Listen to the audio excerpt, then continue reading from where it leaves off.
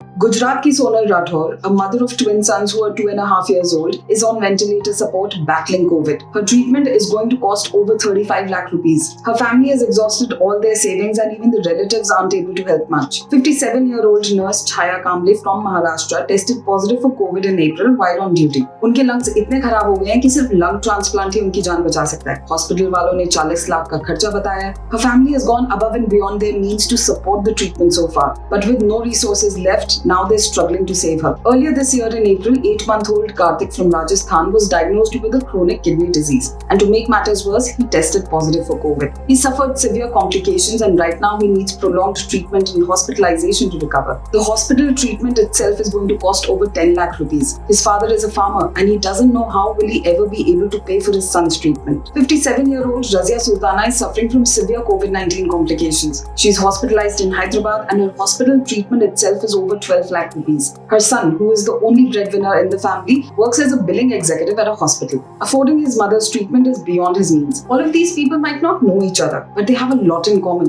COVID debt. This second wave of COVID-19 in India has not only left them but countless others in a debt trap that they might take years to emerge from or never will. See, these are not isolated cases. According to a report by the RBI, India's household debt to GDP ratio rose to 35.4% in the first quarter of 2020 and 37.1% in the second quarter. इस साल का data तो अभी आया नहीं है, but it's not hard to guess, right?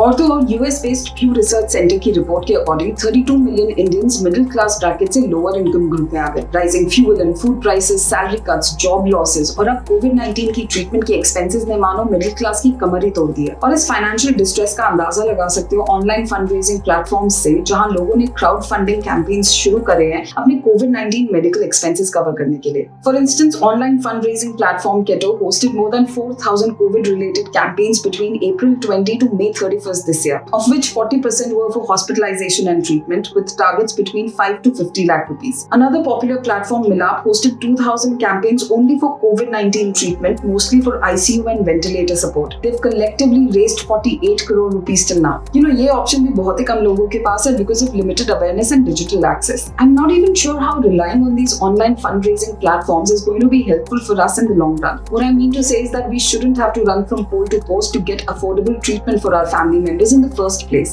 But we have been forced to do so because India spends 1 to 1.2% of its GDP on public health. We spend far less on healthcare than many developing countries, including Sri Lanka, Bhutan, and Thailand. India has a ratio of 1 government doctor to 11,082 people. Approximately 2,000 primary healthcare centers have no doctors at all. The WHO recommends a nurse to patient ratio of 1:483. By this standard, India had a shortage of 2 million nurses by 2019 and about 6 lakh doctors 1 year before the pandemic began. Okay, let's talk about the private hospitals now. In 2017, private hospitals accounted for 80% of all outpatient care and 60% of inpatient care. And trust me, this care isn't cheap. 25% of rural households and 20% of urban households were forced to borrow money or sell assets to pay hospital bills. It's largely unregulated with respect to charges and standard. And this pandemic has only made it worse.